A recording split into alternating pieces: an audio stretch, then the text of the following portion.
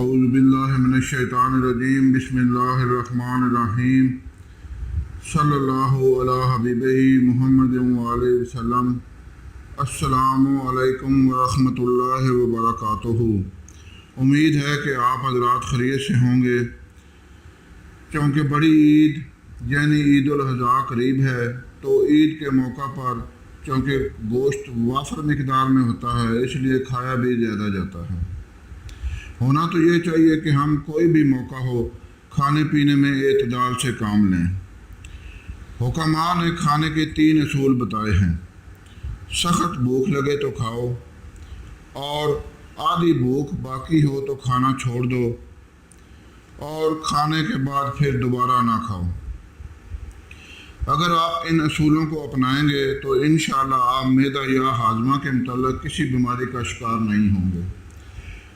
آج میں آپ کو معدہ کی خرابیوں اور ہاضمہ کے متعلق ایک لاجواب نسخہ بتا رہا ہوں، جو کہ بنانے میں بہت آسان اور طب نبوی کے عین مطابق ہے۔ کھانے میں انتہائی خوش ذائقہ ہے اور بے ضرر ہے، اور گھر کا ہر فرد اسے استعمال کر سکتا ہے۔ سب سے پہلے چینل کو سبسکرائب کریں اور گھنٹی کا بٹن ضرور دبائیں، تاکہ ہماری آنے والی ہر ویڈیو آپ کو آسانی سے مل سکے۔ شیئر کریں تاکہ دوسرے لوگ بھی فائدہ اٹھائیں اور آپ کے لیے صدقہ جاریہ بنیں۔ یہ جو نسخہ آج میں آپ کو بتا رہا ہوں، میں کئی سالوں سے مریضوں کو استعمال کرا رہا ہوں، یعنی میرا کئی دفعہ کا آزمایا ہوا ہے، اور الحمدللہ یہ کبھی بھی نہیں ہوا کہ کسی نے استعمال کیا ہو اور اسے فائدہ نہ ہوا ہو۔ نسخہ سماعت فرمائیں۔ صرف 4 اجزاء ہیں۔ کلونجی انتہائی مفید کالے دانے ہیں۔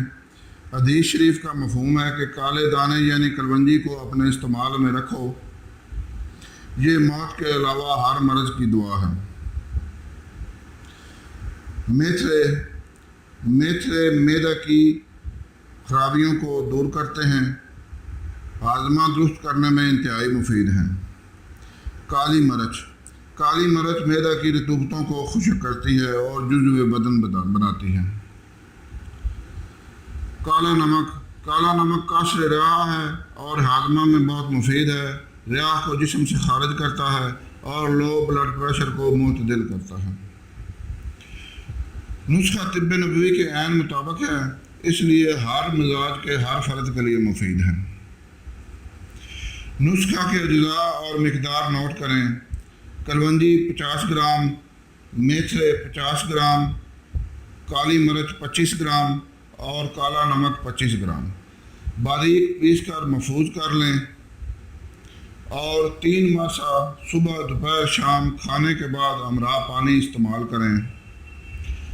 امید ہے آپ اس نسخہ سے فائدہ اٹھائیں گے۔ دعاؤں میں یاد رکھیں۔ اللہ حافظ۔